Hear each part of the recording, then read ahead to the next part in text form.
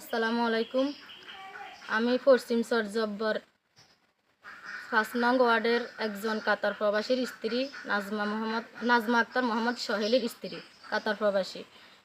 আমি এখানে আমার শ্বশুরবাড়ির পাশে আমার প্রতিবেশী মোলা ব্যাপারীগো বাড়ির ইউসুফের ছেলে মোহাম্মদ আব্দুর রশিদ ও আমাকে দীর্ঘদিন যাবৎ আমার স্বামী কাতার প্রবাসে থাকে অবস্থায় এই সুযোগে উনি আমারে ডিস্টার্ব করে। রাতের বেলা আসি দীর্ঘদিন যাবৎ ডিস্টার্ব করে, বাইরে থেকে আমার কুপ্রস্তাব দেয়, বাইরে থেকে আমার ডাকে, আমি কখনো সাড়া দিই নাই। এবং কি অনেক দিন ঘরেও ঢুকছে, আমি হের মুখ বান্ধা, হেরে আমি ধরতে পারি নাই, কোনো প্রমাণ রাখতে পারি নাই। এই কারণে আমি আমার গার্জিয়ানদেরকে জানাইছি, ওরা আমারে কোনো সাড়া দেয় নাই, কারণ ওনার কোনো প্রমাণ নাই।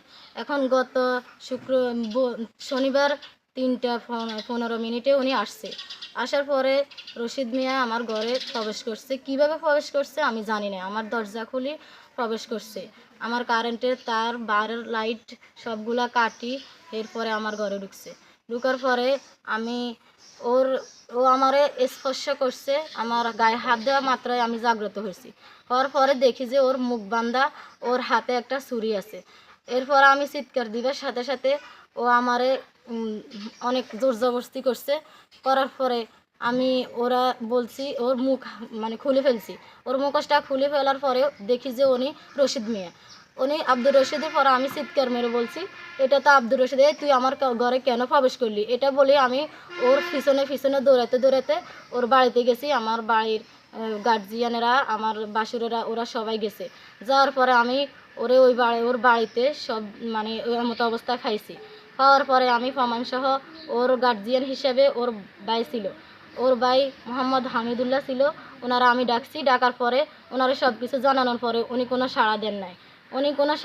ওনার ভাইকে কিছু বলেনও নাই, ওনার মাকেও বলছি, কিছু বলেন নাই। এরপরে আমি ওখান থেকে চলে আসি আমার এলাকার লোকজন সবাইরে জানাইছি। আমি থানায় গেছি। থানায় গিয়ে আমি একটা জিটি করার পরে এখন আজকে 3 থেকে 4-5 দিন হয়ে গেছে। এখন পর্যন্ত আমি থানা থেকেও কোনো সাড়া পাই নাই। এবং কি আমি এলাকার যাদেরকে জানাইছি তারাও আমারে কোনো সাড়া দেন নাই। তাহলে আমি কি প্রবাসীর স্ত্রী হিসেবে কি আমার কি কোনো নিরাপত্তা নাই?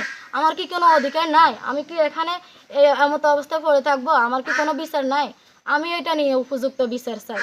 আমি এলাকার জনগণের কাছে, আমি দেশবাসীর কাছে, সবার কাছে আমি উপযুক্ত বিচার চাই। এবং কি প্রশাসনের কাছেও আমি উপযুক্ত বিচার চাই।